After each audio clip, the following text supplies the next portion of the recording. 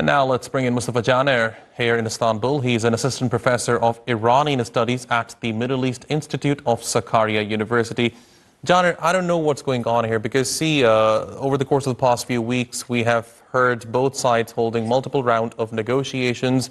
And now it seems to me that they are going back to where it all started. Yeah, Jafar, unfortunately, what we are watching right now is an escalation that has outgrown its logic. I mean, the early exchanges were measured, limited, tit-for-tat, strike for a strike. But now I think that threshold has been crossed. This is the fourth heavy US strike in a week.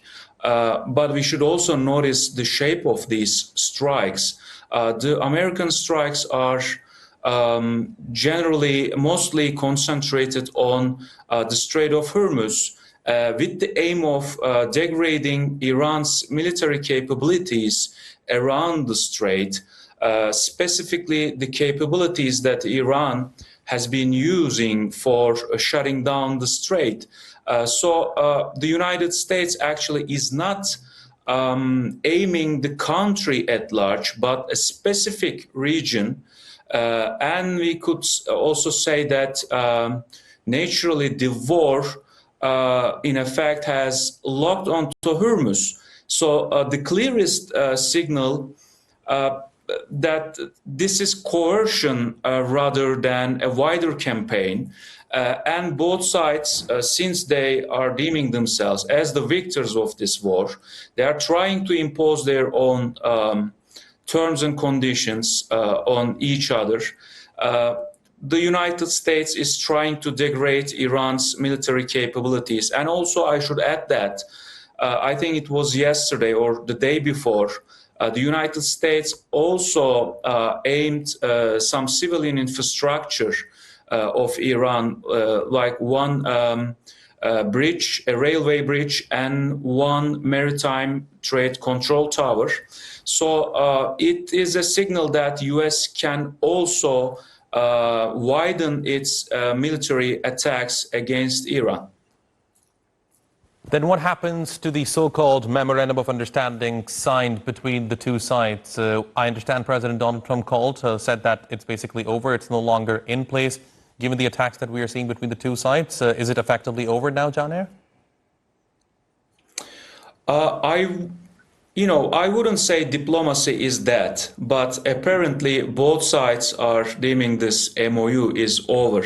I mean, Donald Trump, during the NATO summit, he said this MOU is now over. And this morning, Mohammad Bakr Ghalibaf, the head of the Iran's delegation, Iran's negotiation team, he also said that one-sided agreements are over. So apparently Iran is trying to maintain its unilateral control over the Strait of Hormuz. I would say that the United States is, does really want this war, it wants this war brought an end. And the United States has also lifted the naval blockade.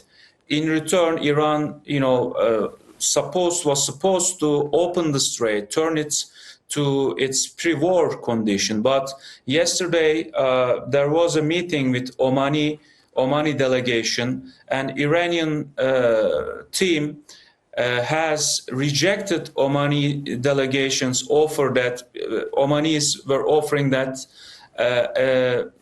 two-route managing plan for the Strait of Hormuz, but Iran is insisting on its unilateral control. I think Iranians will insist on that, and this is the deadlock, actually. And we should also watch Pakistan. What will Pakistan do? Because as the broker of this Islamabad understanding, Islamabad's credibility is also now on the line. So their interest is to keep the diplomatic channel open, even if the agreement itself is collapsing. So I would say that diplomacy is not that.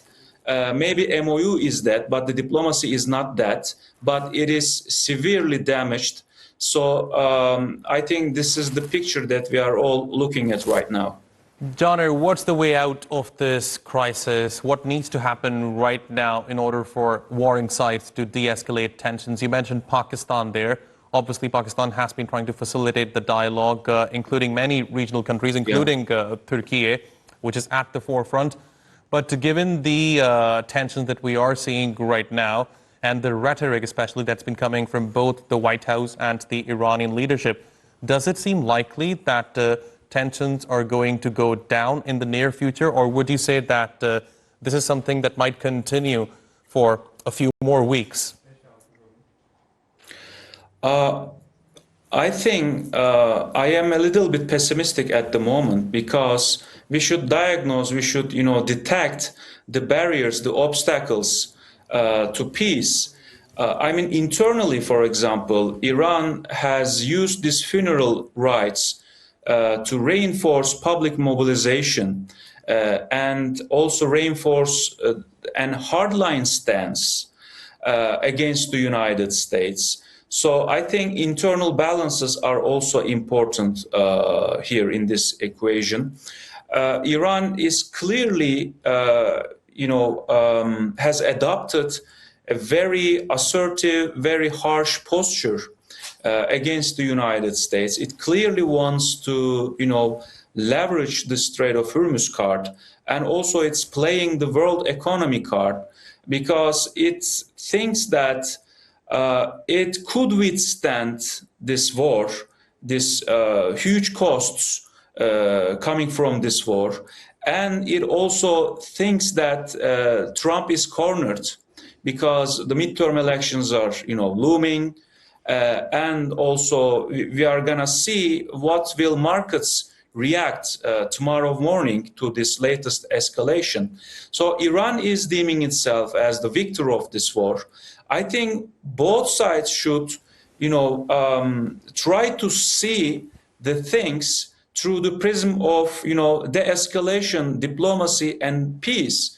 If they, want to leverage, if they still want to, gain additional things from this war, it means that we are gonna, see unfoldings in the direction of war.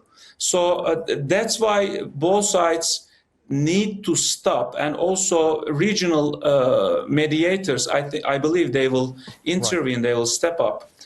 Pakistan, Qatar, Turkey also, they will try to de-escalate the situation. But I don't think any other option. Both sides should, de-escalate the situation and, put aside their imminent gains, material gains, because in the long run, both sides are losing. We are all losing from this war. No one is gonna come out as the winner, because every aspect of the economy, world economy, trade, is getting damaged by this war. So I think both sides should stop, de-escalate, and think clearly about the consequences, potential consequences of this war. And I think regional mediators are ready, to contribute in this process. Let's hope better sense prevails. Mustafa Caner, fascinating insights. Thanks very much for joining us here on TRT World. As always, I really appreciate you taking out the time. To Gaza now, where 6 Palestinians, including a child, have been killed in the latest Israeli attacks.